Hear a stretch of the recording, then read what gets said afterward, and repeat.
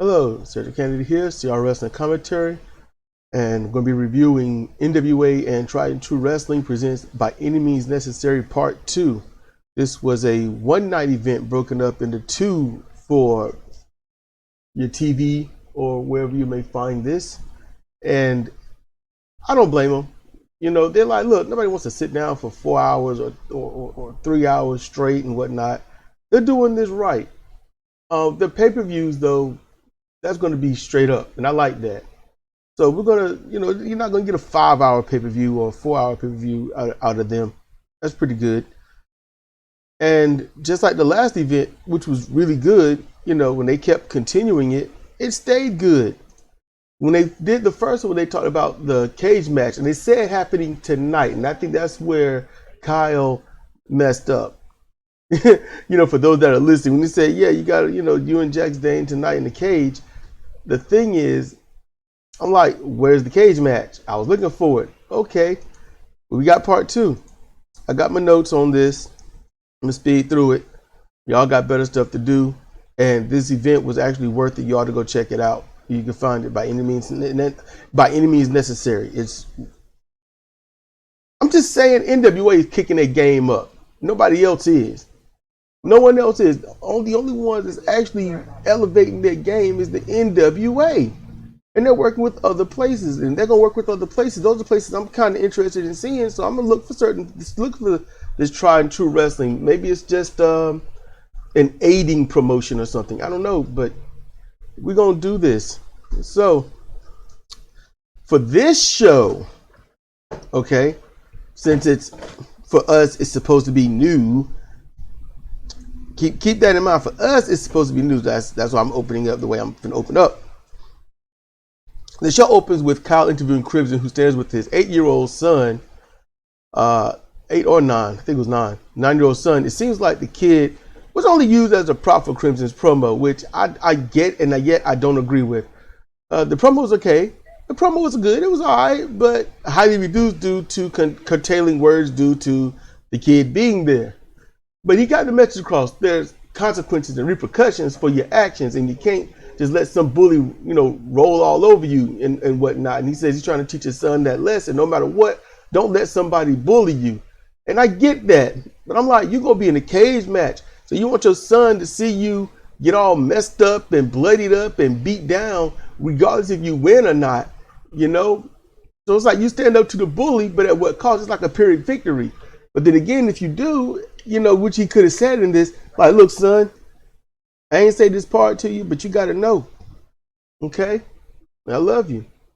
I take care of you. I do what I can for you. But I'm going to show you, you can't stand up, to everyone, because some people will kill you. But this here, when things are even and the person just might be a little bit stronger than you, they ain't got a weapon or nothing, you fight. Now, you might get your ass whooped. You might get some rocks thrown at you or something. You might get a little battered and bloody. You might lose this thing outright, but you know what? You're going to show that bully, I'm not your whooping post. And that's what I'm going to do tonight.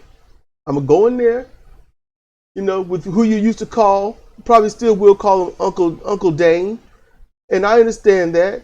It's been 5 years. He's practically, you've known him all your life, for you. But me and your uncle, we're going to have words in that ring. And I want you to know, while he and I aren't friends, things going to have to be the way they are. He can't do what he did to me and get away with it. I'm not going to get in the way of the relationship between you and him, but as terms of me and him, it's over. Until he changes his ways. He can come crawling back on his hands and knees or on a stretcher. But when he apologizes and he do what's right by me, until then, I'm going to be probably whooping his tail every single week or whenever I get the opportunity. You understand me, son? And if the boy nods and stuff and he looks all sad and dejected, it adds to the heartstrings, and it's like, man, it'll get you. That's where I would have been with it. That's just where I would have been, somewhere in that area. If you're gonna use the kid as a prop, make sure you get that audience thoroughly behind you. Keep it real. Keep it honest. You know, the kid asks some questions like, what about birthdays? I'm like, I'll accept the gift, but if I see him, I'm going to whoop him. I don't care.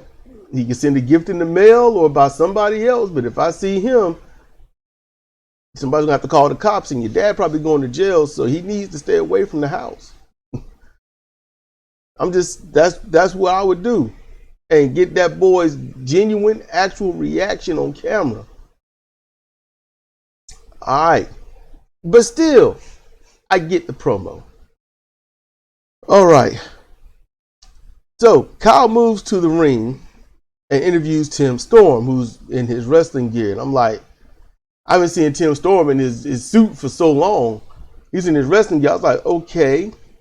So they don't really know how to prolong because things are running a little behind, it seems. But when he asked Tim Storm a question before Tim could talk, Jaden, I think last name Hunter, attacks him from behind. And then, he said, look, I want a no DQ match. Commentary did a great job informing the viewers at home about Storm's past, with his title runs being, in no DQ and hardcore matches and whatnot, in and out of being champion. So after beating out the ring, I'm going through my notes here. After beating out the ring, Jaden hits a low blow. He hits a low blow and then another, causing the knees of Storm to quiver. And I thought that was good. That was good. Because that second one, it looked a little, pardon the language, but a little stiff. And I think he caught a bit of Storm, because Storm's that seemed a little involuntary. But Jaden, he got a chair and he used it on Storm a few times. Jaden stuffs the chair in the corner and tries to send Storm into it, but Storm, we keep putting on the brakes. They fight a bit, and when Storm is sent into the chairs, they come a bit loose, so the effect is lost. Still, Storm slightly sells it a bit, but not nearly as much as it would be if the chairs were there properly. So it's still all good. Eventually, look, there's a point right before this, what I was about to say. Jaden was going to do some kind of, I think, a leg drop on Storm, whose face was over the rim of the chair. Storm moves out the way. Jaden, this is where you could tell you need to improvise. You have to improvise, and Jaden didn't do that. Jaden is still, he must be green. He must not know the wrestling industry. He just must know the spots industry. Because he misses when Tim pulls his head away and his leg comes down over the edge of the seat of the chair, but his balls catch the top back rim of the chair. And he sells his thigh. I would have sold my balls and my thigh at the same time. Because I know he felt that. So Storm then uses the chair and hits a DDT on the chair for the win. Okay, match is over. And then, I think this was in the back, Kyle interviews Trevor Murdoch, the champion, and Nick Aldis for a big tag match. And we get to see how Aldis handles himself as a babyface. They both cut good promos, as you know they're going to do, and the next match ensues. And it's not theirs. It's a 2 out of 3 falls match. Kenzie Page versus the World Women's Champion, Camille. I would not put this on, but I know what they're doing. Champions back in the day would test themselves, their endurance in 2 out of 3 fall matches with enhancement talent or mid-card talent. So Kenzie Page is a really good mid to upper mid-card talent. I've seen her before, but she was a lot thinner than this. And so with her gaining weight, to be honest with you, they didn't use her right. They did not use her. I've got to be honest with you, with gaining weight as much as she has, it should have actually enhanced her striking ability, her slamming ability. Camille should have sold it more. They should have been like, I remember Kenzie being maybe about 50 pounds lighter than this, but But this is going to work in Kenzie's, in her favor. This adds a lot more damage to anything that she does, and Camille could sell it and it looked really good, but they didn't do that. I wish they had. I wish they had played up that she has gained weight. I'm sure they don't want to offend a woman, but if you are a slim trim something and you come back twice that size, if not 3 times, but you're still able to move around like you're still that size, play it up, use it.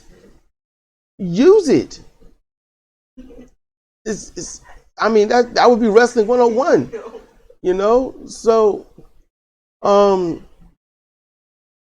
let's see.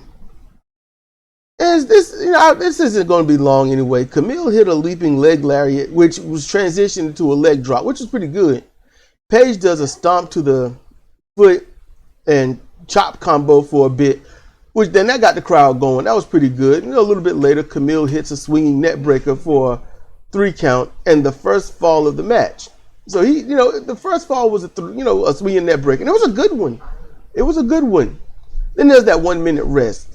Camille blasts out of the corner, and she tore up out the corner with a spear that Paige evades, allowing her to hit the post.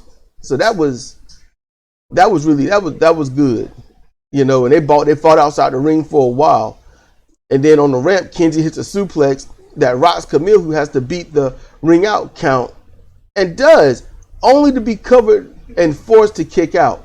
Now, when Camille blasted herself into the ring to beat the count, I really do think that's when Kenzie Paige should have came at her with a straight up elbow. As soon as she rolled in that ring, like, I beat the count, she should have been met with an elbow like greetings. Should have been met with an elbow, and that, as Camille is, hurt and not doing well, I think if she got met with a serious elbow, a sliding elbow to the face, or if possible, a high jumping elbow to the body or the upper chest or something, that would have been really good. And that would have been a good point to catch a 3. Like, man, she just got caught after getting suplexed outside the ring. It wouldn't make sense. Your champion just got battered, in a very short amount of time. And it would help get Kenzie over. But if Kenzie just used for enhancement, then the idea is to not get her over. And that looks bad because you want your champion to go against viable people. It's not so much a toss-up as, hey, she should have taken that 3. That's what I think should have happened. Anyway, she kicks out. As I said, she kicks out. Paige uses many pin attempts, but nothing works. And she was backsliding, small packaging and whatnot. She used about 4 pin attempts. A super kick stuns the champ, which in this day and age, that's all it's going to do. Thank you, Young Bucks. Thank you, indie-rific dumbasses. Because the super kick should have put her out. And this was a good super kick, too. But then, she got the super kick, the Samoan drop for a 2 count. So 2 finishers, but you only get a 2 count. Thank you, indie-rific people. Okay, now the Samoan drop, okay, granted, it don't have to be a finisher anymore, but it still can if the person got the right size, height, and all that. It could be a great finisher. Camille goes for the spear and is countered by a schoolgirl roll-up, after a bit, and some distance, the spear is hit and Camille wins 2 straight. Okay, so 2 out of 3 falls, she won 2 straight. On paper, she housed this person, but in all honesty, it was very competitive and it was really good. I love how, and it was a setup, but it didn't look like one for that spear, and then that float around, and then put in the schoolgirl roll up. I think that was beautiful. I think that was nice, and I was like, man, maybe I can do that in Fire Pro. I don't know.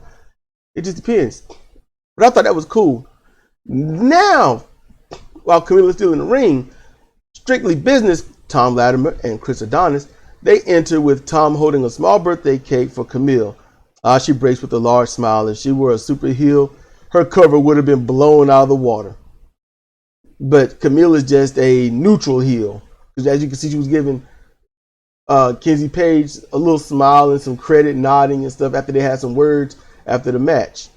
I don't know if that should have been. I don't know where Camille, where she's headed.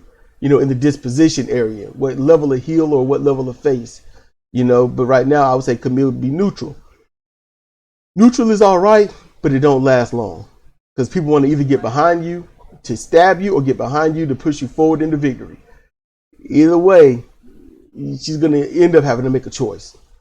And right now, you can only go on guilt by association. So with her being part of Strictly Business, and as announced by Tom Lederer as his fiance, then she'd be a heel. All right, so Tom wants the people to sing the happy birthday song for Camille. And when they do, Tom just berates them. Like, you suck. And the crowd just laughs. They love it. It was like, you got us. You can hear it in the way they laughed. It's like, you're a jackwad, but you got us. And it was good. I couldn't even blame either one on that one.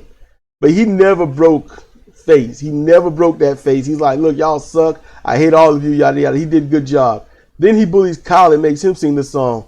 It's awful. But then, Kyle is saved by Trevor and Nick Aldis, who come out, Nick first and then the champion, because that's how it should be. But they come out for the tag match. So the tag match, Strictly Business versus Trevor Murdoch and Nick Aldis. I didn't write much note for this because if you watch the match, it's extremely damn good. But regardless of how good it is, I would easily give it a 4.5 star rating. Easily. It's just that it was still standard. It's not for any titles. It's not to necessarily settle a score, even though the opportunities were there. Is to begin a new storyline. Because it never really stopped, but it's picking up. And that's what this tag match is. It's picking up. And so I enjoyed it, but all I wrote was it was extremely competitive. And here's one thing I'm just going to say what I wrote. Extremely competitive, and with the tombstone and elbow drop from the top rope, and while Adonis was staggering from the ropes towards the center, Murdoch lands the diving bulldog for the win. Okay, that's not all that happened in the match, clearly, but this was a long-winded, highly competitive, outright 100% professional wrestling match where you can cheer, you got the hot tags, you got all this going. It's everything that you want in a tag match, minus titles and whatnot. Trevor Murdoch doesn't have much going into this except for Adonis, and he and Adonis didn't exactly show like they had much heat against each other, but that's because I think they're still learning each other, more or less. I don't like at all that Aldis uses a tombstone pile driver and that's the setup for an elbow drop.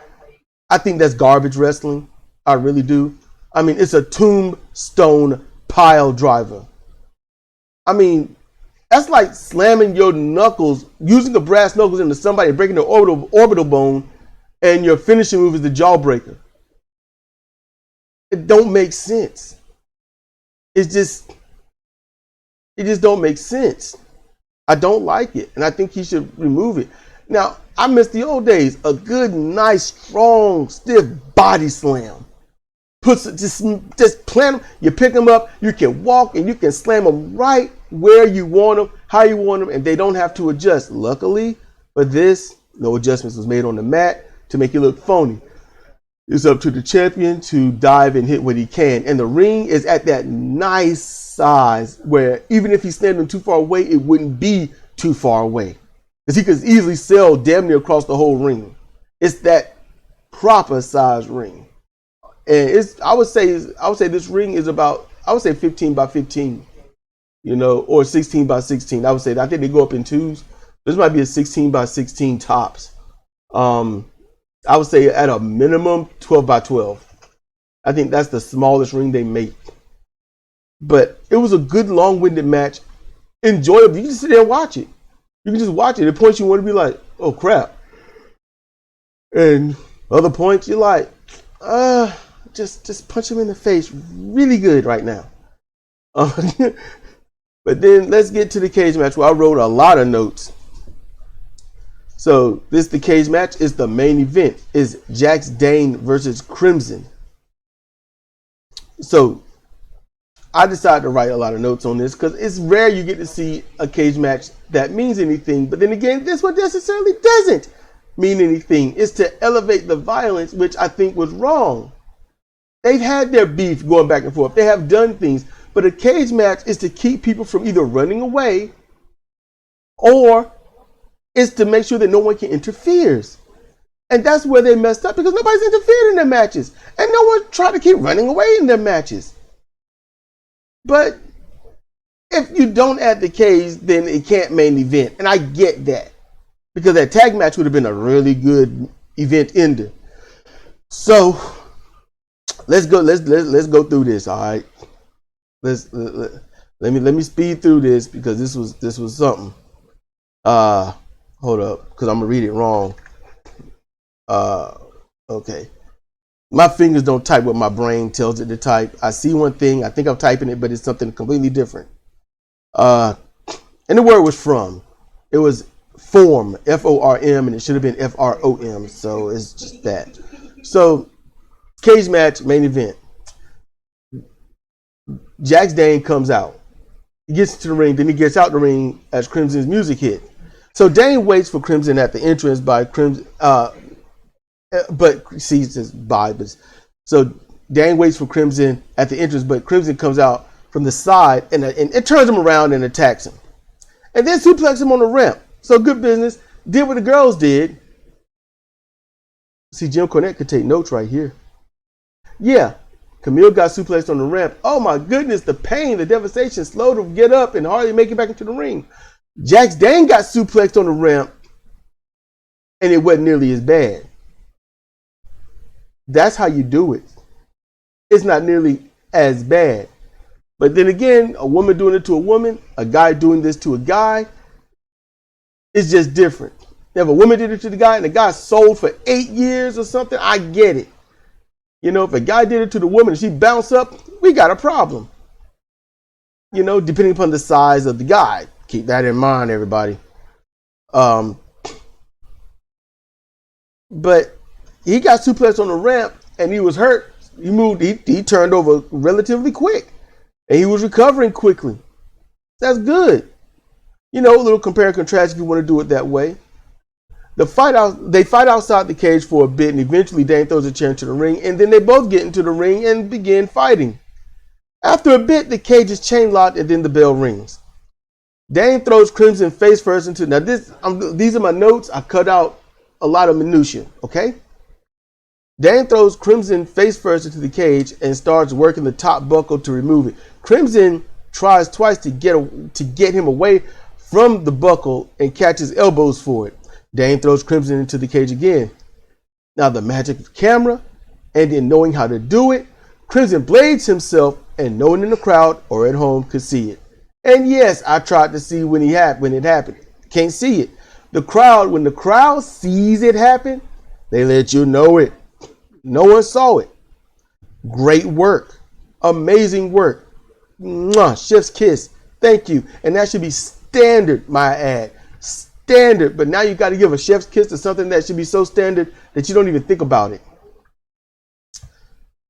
So Dane grinds Crimson's face into the cage.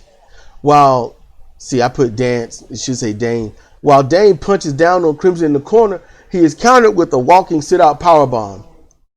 Dane regains offense soon and attempts to pin, but there's an early kick out. Dane digs his fingers into the cut of Crimson. The crowd chants for Crimson, something rare in wrestling. And they don't sound like an uproar. No, there aren't that many people there, but you can hear them, Crimson, Crimson. They're chanting for him.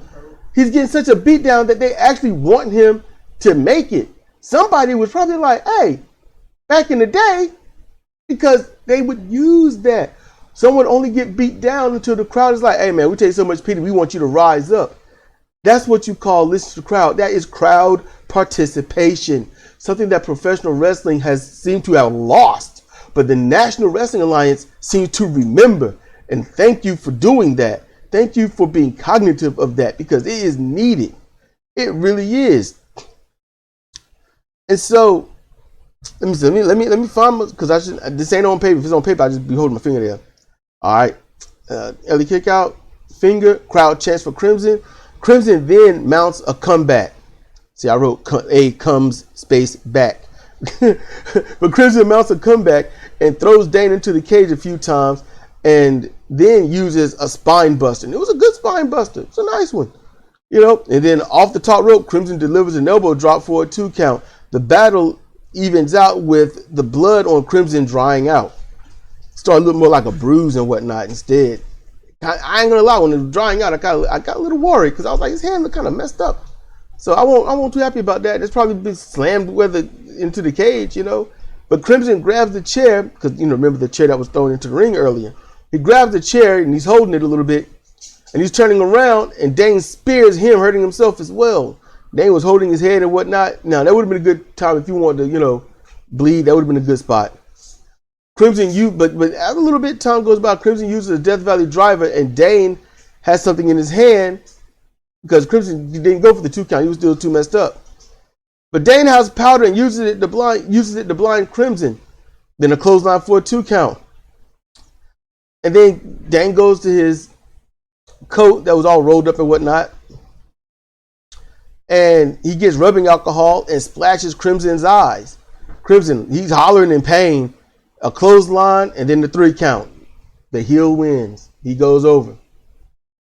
You know, maybe they're building up to more. Maybe, you know, a second cage match or something. But I don't mind this. And truthfully, straight up, I didn't really care one way or the other about this match. I really didn't, because their beef is so spread out. You lose focus on who's doing what. But honestly, I would say halfway through, I started cheering for Crimson. It was just natural. I just started cheering for Crimson.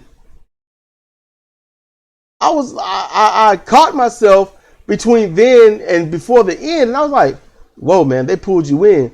And I just smiled about it. And then I watched the match. I watched this event again I watched it once with Cedra, and then I watched it again today just so I could write down the notes, just so I could get everything right for y'all. Because, you know, if I'm going to do this, y'all need to hear it as correct as possible and get my actual thoughts on things. And I got pulled into it again. And I was like, they did good. I know the outcome. It ended up being like, man, I hope he wins. And I was like, wait, dude, you already know. So they did great. They did a great job.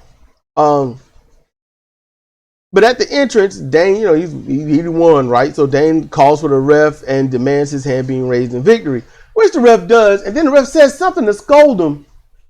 And then he raises his hand again. I don't know what was going on, but Jax Dane looked like, I'm tired of you running your mouth. The referee's kind of like, man, I'm going to do this job, but don't test me. And I'm sitting here like, man, ref kind of bowing up a little bit, you know. The ref should not be getting the big pants on. The ref should be like, oh, man, I'm a little concerned, a little worried, you know. But if he did hit the ref could reverse the decision. So that protects the referee.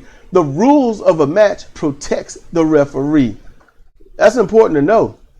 Something that people need to use in wrestling. It's like, you go ahead and hit me. Go ahead and hit me. I will reverse this match. I will reverse the decision. Go ahead and try me, son. Nephew, punk, you know, something. They could do that. It's possible. But overall, this event was good. Highly enjoyable. I suggest you check it out where you can find it. You know, NWA and Tried and True Wrestling presents By Any Means Necessary. Where we found it, not going to say the name, but on our Discord, you know, through request, yeah, we'd be like, we got it here. But other than that, you can find part 1 and part 2 somewhere. You can probably look on Daily Motion, but not you. I don't think YouTube, but Daily Motion just might have it. You can look there. We are considering watching the entire Tag League and Best of Super Junior. We're considering it. It started today. It just depends. I'm going to put it in the description below, but when we do it, I would appreciate it because I'm going to do it only in podcast form. I'm only going to do it and put it on Spreaker. So I would humbly appreciate if you made a free account there and would just check it out there. It will have ads. We will make the commentary short for each event. We're only going to do the matches that are, in the Tag League or the Super Junior. No extras. None. These events I know can be very long. So we're going to make, it's going to be very short commentary because y'all got better things to do. So please check it out on Spreaker. In the description, I will be placing the link to my Spreaker account. All right. So with that said, in short, be safe, take care of each other. Good night, and see you next time.